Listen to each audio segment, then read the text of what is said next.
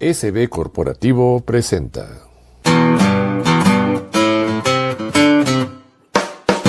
Estas son las historias sónicas de hoy, donde se conjuntan el arte, la tradición y los grandes legados musicales. ¡Comenzamos!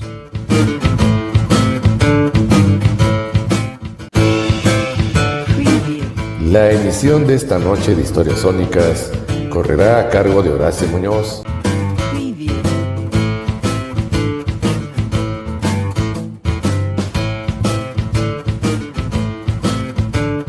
Hola amigos, este es un nuevo episodio de Historias Sónicas que estamos transmitiendo directamente desde la Ciudad de México. Muy buenas tardes, muy buenas noches, muy buenos días, depende de dónde nos estén escuchando. Soy su servidor Horacio Muñoz, quien va a tener el honor de conducir esta emisión para todos ustedes el día de hoy. ¿Te pones nervioso cuando tus amigos te invitan a uno de los conciertos de la temporada de la Sinfónica porque no distingues entre Beethoven y Bach? ¿Te sientes incapaz de escoger la música apropiada para la cena de esta noche? ¿Te encantan los sonidos de la música clásica, pero no sabes la diferencia entre un violín y una viola? Hoy en Historias Sónicas damos el arranque a esta serie de programas que hemos titulado Vayamos al concierto clásico, donde los introduciremos al maravilloso universo que es disfrutar la música clásica desde un principio. Amigos, si están interesados en ir a un concierto, comprar discos de obras maestras o simplemente quieren ser capaces de hablar del tema de manera inteligente, hoy tendremos las primeras claves para el mismo en esta serie, donde les ayudaremos a distinguir entre los diferentes estilos y géneros de música clásica del mundo occidental. Tendremos algunos ejemplos para identificar, entender y disfrutar obras maestras clásicas, ir debidamente preparado a un concierto y saber escoger los puestos convenientes, entender el programa, identificar los diferentes instrumentos y mucho más, cómo apreciar los sonidos de la orquesta desde violines, violonchelos hasta trombones. Y tal vez si les nace el gusto es el coleccionar una maravillosa discoteca de música clásica enteramente a su gusto. Y por qué no, tal vez localizar en el internet sensacionales sitios web y grupos de conversación sobre música clásica. Para muchos de todos nosotros, la sola idea de música clásica trae a la mente imágenes amenazadoras de ejecutantes serios, ceñudos, vestidos de etiqueta que tocan música de compositores fosilizados muertos hace 300 años. Además está el concepto común sobre la audiencia, un grupo de intelectuales que hablan con desdén de la práctica de la ejecución en el barroco y de las ilusorias cadencias no resueltas. Por supuesto, tales estereotipos son solo eso, afortunadamente amigos, estereotipos. La música clásica no tiene nada que ver con el esnobismo, los libros de historia o el vestido. Más bien se refiere a la saturación de los sentidos, a las elevadas melodías y a la exploración de las emociones. Podemos afirmar que la música tiene el poder de sosegar el corazón más salvaje, es el más poderoso medio de comunicación que se ha inventado y es el más versátil de los idiomas internacionales. Las audiencias también han cambiado. Hoy ya no es necesario vestir de traje de 3 piezas o lucir un collar de perlas para emocionarse con un concierto para violín o con el poder explosivo de una sinfonía de Beethoven. Sin duda alguna, la música clásica puede ser accesible, divertida y muy entretenida. Así que en Historias Sónicas les damos la bienvenida al mundo de la música clásica. Que les brinde tanto entusiasmo y satisfacción como a nosotros que siempre promovemos la pasión por la música. En esta primera parte de la serie, vayamos al concierto de música clásica, vamos a abocarnos en las obras más conocidas o famosas por sus tonadas, por sus temas principales, y en los episodios posteriores de esta serie nos ocuparemos de en cada una de las obras de los monstruos inmortales como Mozart o Beethoven, entre otros. Asimismo estaremos ilustrando estas obras con hermosos ejemplos, así que ya no hagamos esperar al director y a la orquesta que ya están listos para deleitarnos. Esta es la tercera llamada. Tercera. Comenzamos. Para dar inicio a esta serie, hoy nos vamos a ocupar de las áreas de ópera famosas. La palabra ópera proviene del italiano y significa obra. Este término deriva a su vez del latín ópera, plural de opus, que significa trabajo, labor u obra de arte, sugiriendo que es una pieza que combina música, teatro, canto y danza como un trabajo creativo integral. El italiano se convirtió en el idioma principal de la ópera porque el género se originó en Florencia y las cualidades melódicas naturales del idioma se adaptaban al estilo vocal. Sin embargo, el propio idioma simplificó el desarrollo estilístico de la ópera. Incluso figuras como Mozart o Händel solían elegir libretos en italiano.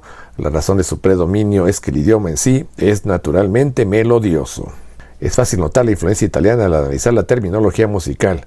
Hay muchos términos musicales italianos que se usan en el español y también en muchos otros idiomas como a cappella, libretto, orquesta, piano, forte, soprano, adagio, tempo, crescendo, legato, bravo y maestro.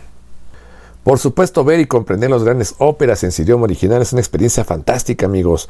Pero no es necesario saber italiano, eso es lo afortunado, para seguir los libretos. Muchos teatros de ópera proyectan los subtítulos, es decir, la traducción que se muestra sobre el escenario.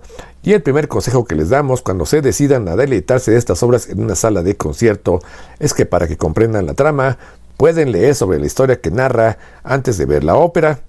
En sí, vamos a pasar al primer ejemplo. La primera ópera de la que vamos a hablar es el famoso Barbero de Sevilla de Giacomo Rossini y narra una historia de cómo el conde Almaviva, ayudado por el astuto barbero Fígaro, corteja a la joven Rosina. El objetivo es salvarla de su lascivo tutor, el doctor Bartolo, quien desea casarse con ella por su fortuna. A través de disfraces, enredos, Fígaro logra superar los obstáculos de Bartolo uniendo a los enamorados. Y tal vez el fragmento más famoso que todos hemos escuchado es la famosa aria Largo al Factotum de Fígaro. Esta ópera ofrece disfraces hilarantes, enredos románticos y una ópera bufa tan querida ofrece entretenimiento sin parar, amigos, con áreas memorables, música cautivadora y una deliciosa mezcla de humor y romance. El Barbero de Sevilla es sin duda una de las obras más populares del compositor Rossini. Escuchemos pues Largo al Factotum de Fígaro para el Barbero de Sevilla, donde Fígaro el barbero se presenta como un barbero inteligente, rápido y solicitable, tal vez indispensable, que es precisamente lo que significa factotum, para los asuntos de la ciudad. La canción destaca su egocentrismo, alegría y habilidad para resolver problemas, especialmente amorosos, por dinero, y como una primicia la tenemos en español, no en italiano, que nos dejará conocer un poco de los enredos de esta gran ópera. Adelante, maestro.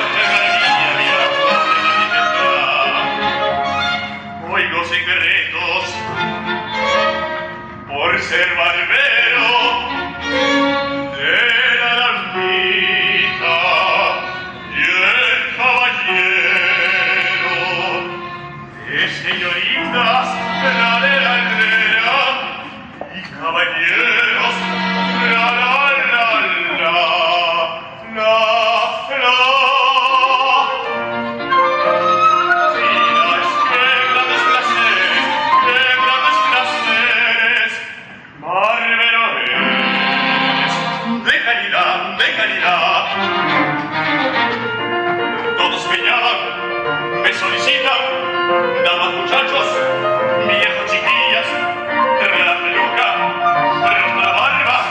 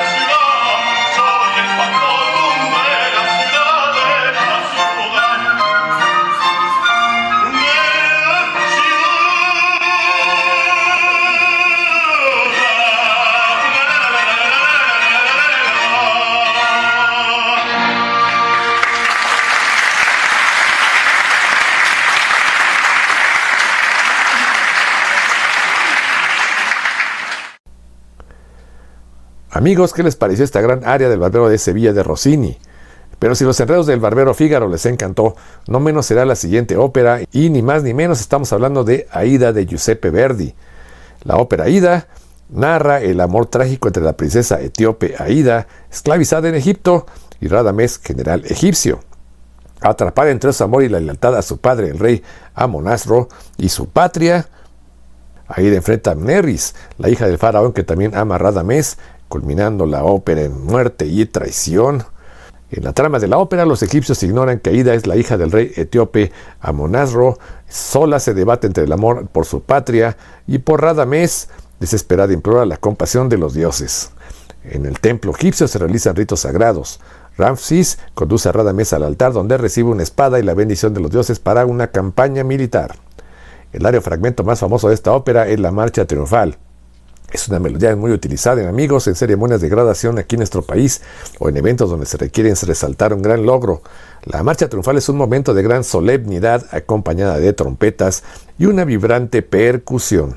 También hay emotivos duetos entre los amantes, como suele ocurrir de las óperas de Verdi, como entre el padre y la hija, y la poderosa escena del acto 3 entre Amonasro y Aida.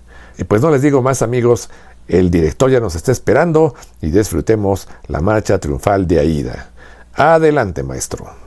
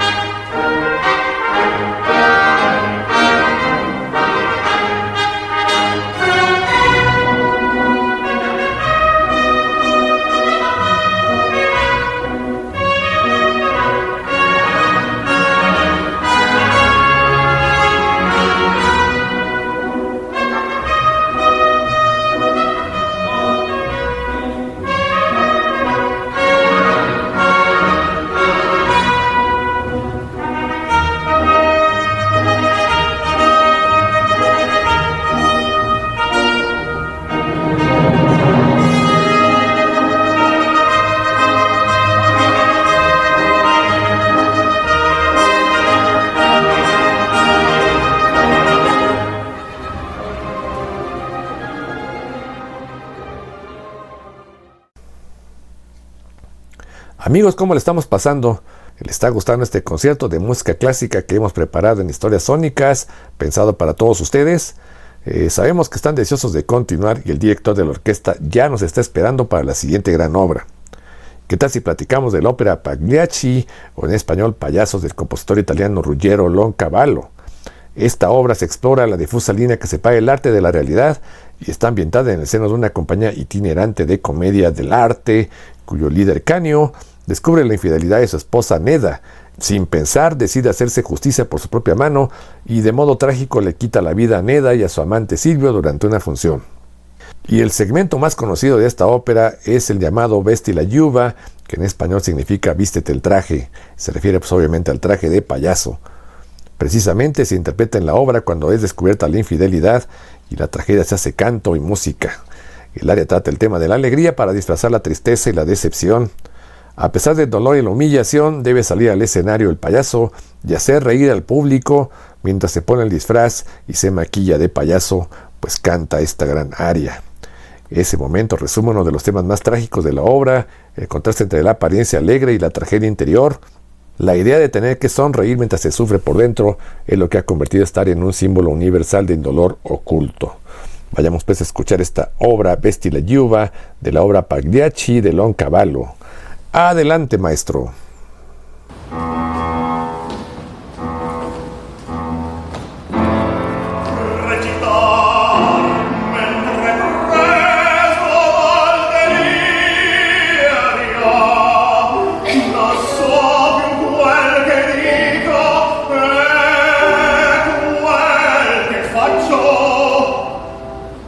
Eppure d'uoco sforzati, va là,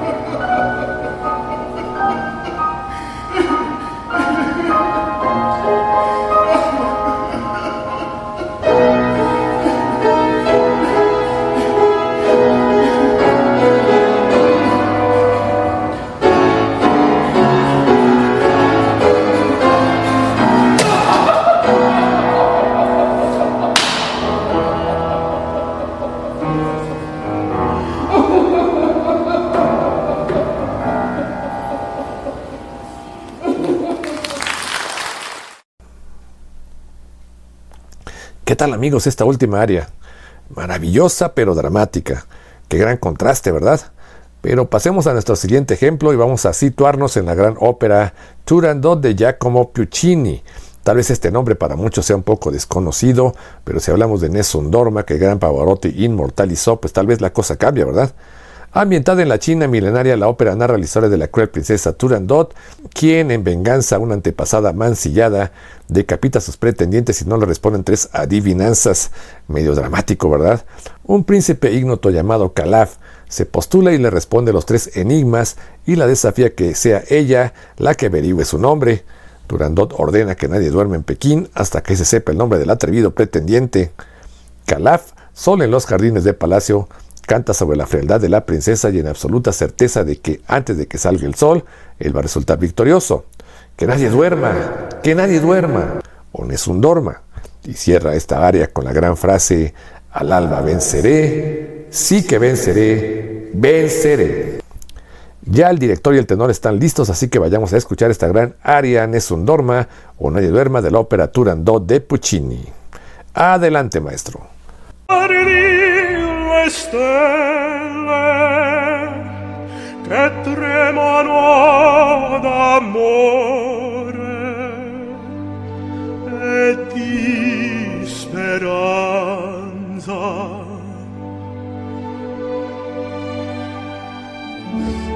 ma il mio mistero è chiuso in me, il nome mio nessun saprà, no, no, solo tua bocca la dirò quando la luce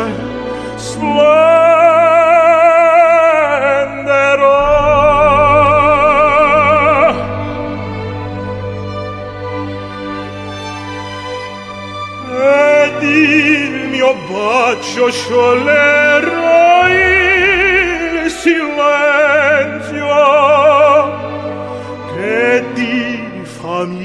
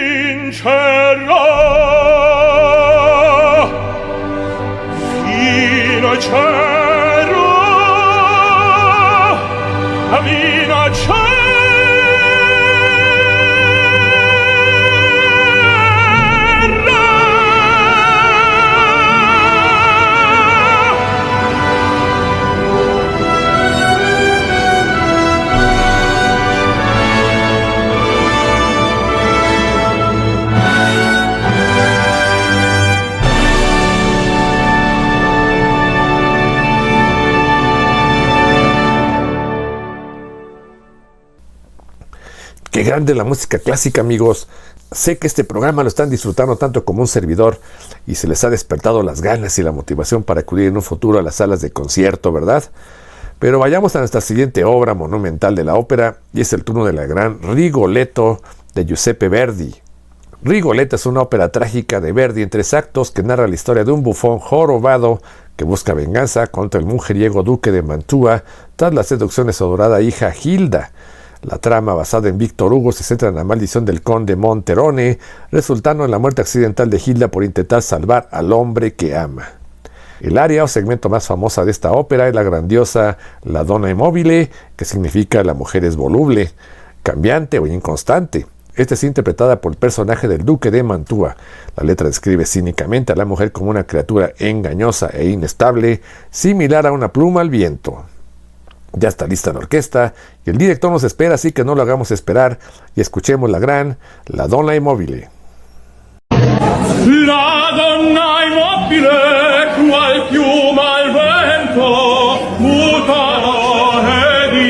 cielo, sempre un amabile leggiadro viso, in pianto e in riso, che menzognero, la donna in appire, qua più valente, muta da cerco e di pensiere.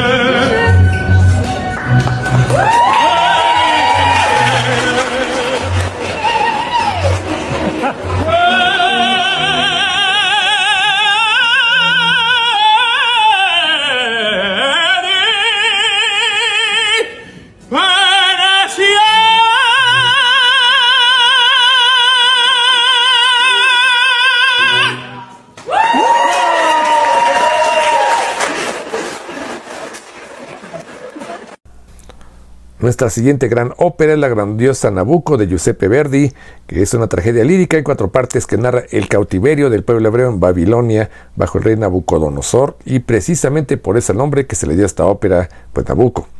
La trama destaca por el conflicto amoroso entre Fénena, hija de Nabucco, e Ismaele, un hebreo, y la lucha del poder de Abigail, hermana adoptiva de Fénena, quien usurpa el trono, y la obra culmina con la redención de Nabucco, la liberación de los judíos para el retorno a su tierra natal. El área más célebre de esta ópera es sin duda el conocido como el coro de esclavos.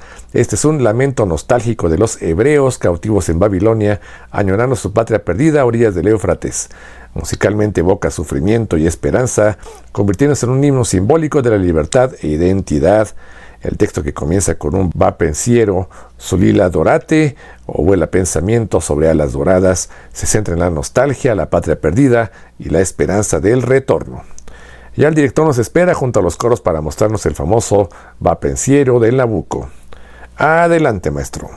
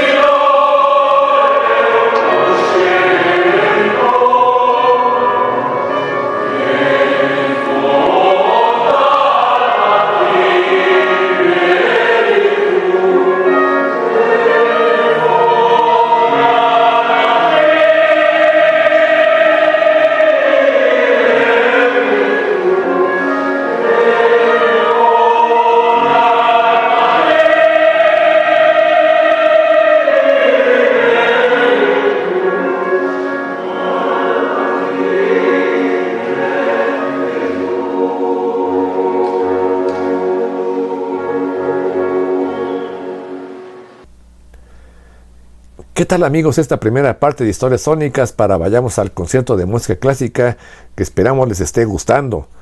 Pues bueno, ya hemos visto muchas óperas y que los tenores han inmortalizado, pero también en una especie de divertimento han engalanado sus repertorios con canciones populares escritas para la tesitura de sus voces. Y vamos a cerrar esta emisión de Historias Sónicas con dos grandes ejemplos. El primero es tal vez una de las canciones más famosas de Nápoles, Italia, y nos referimos a la grandiosa O Sole Mio. O Sole Mio fue compuesta en 1898 con letra de Giovanni Capurro y melodía de Eduardo di Capua. No solo es una de las canciones más populares de Italia, también lo es tal vez de todo el mundo. Su versión original está escrita en napolitano, una lengua que muchos consideran un dialecto, pero que la UNESCO categoriza como un idioma con influencia de la gran cantidad de culturas que pasaron por Nápoles a lo largo de su historia. Culturas como la osca, la romana, la griega, la bizantina, la española, incluso la estadounidense dejaron en la lengua napolitana algunas palabras tras su presencia en la ciudad durante la Segunda Guerra Mundial. O Sole Mio ha sido cantada por los principales tenores de la ópera. Estamos hablando de Luciano Pavarotti, José Carreras, Enrico Caruso y Plácido Domingo, entre otros. Pero no se queda ahí. La canción traspasó fronteras musicales y llegó al rock y al pop de la mano de artistas como Bryan Adams, Elton John o el mismísimo Elvis Presley, quien la interpretó con el nombre de It's Now or Never, convirtiéndola en uno de sus temas más vendidos. Tal fue la popularidad de la pieza que en los Juegos Olímpicos de Tokio de 1964 llegó a sustituir el himno nacional italiano. No se diga más, pues el tenor ya nos está esperando para deleitarnos con la gran O Sole Mio, que entre muchas frases nos dice algo como: «Qué cosa tan bella es un día soleado, el aire sereno después de una tempestad, por el aire tan fresco parece un día de fiesta, qué cosa tan bella es un día soleado». Adelante, maestro.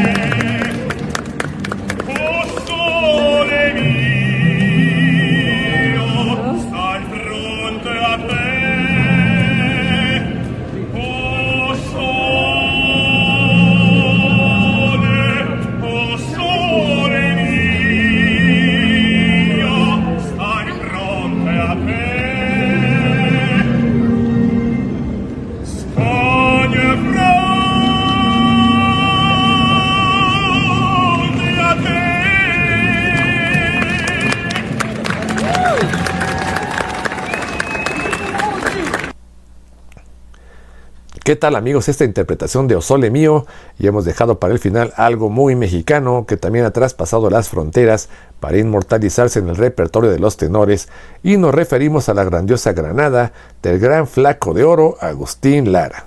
Granada es ya una célebre canción compuesta en 1932, dedicada a la ciudad española homónima, y es de destacar por ser una oda romántica y folclórica, escrita asombrosamente sin que el compositor conociera la ciudad. la cual ya visitó por primera vez años posteriores después de la composición en 1954 y es considerada un himno no oficial de la ciudad. La canción no menciona en ninguna de sus estrofas los monumentos de la Alhambra ni otros lugares históricos de la ciudad andaluza. Su temática se centra en las mujeres granadinas, el paisaje andaluz y el ambiente taurino. En el comienzo la nombró como fantasía española, una especie de composición de estilo libre o ritmo indeterminado que con el tiempo se ha interpretado como bolero, vals mexicano y pasodoble, hasta llegar a los niveles del belo canto clásico y ha sido interpretada por los tenores más famosos de la historia, tal vez como Plácido Domingo y Luciano Pavarotti, por nombrar algunos. Adelante, maestro, y escuchemos esta gran obra de Agustín Lara.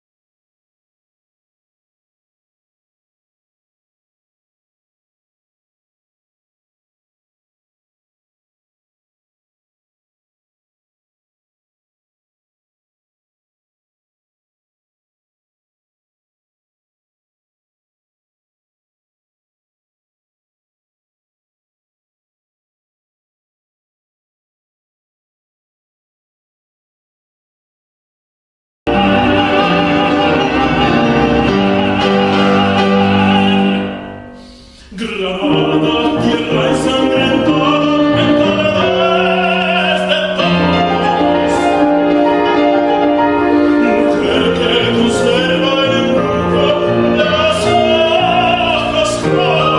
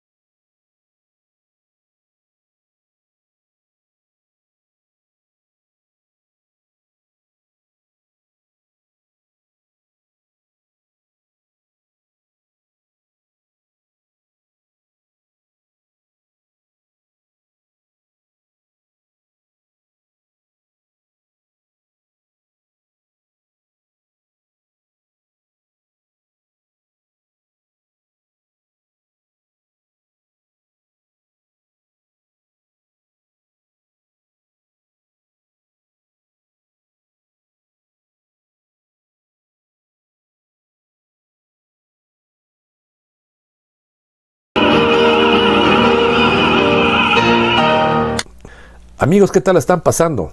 Espero que muy bien, pero por hoy pues estamos llegando al final de esta emisión de Historias Sónicas de la primera parte de la serie que hemos titulado Vamos al concierto de música clásica. Soy Horacio Muñoz, quien se despide esperando haberlos entretenido. Historias Sónicas es una producción SB Corporativo y les recordamos que se transmite los días miércoles a las 8 p.m. por nuestro servicio de radio streaming SBC Radio y a las 9 p.m. podrán disfrutarla por nuestro portal corporativo de YouTube @SB Corporativo. Les agradezco su atención y nos veremos pronto. Hasta luego.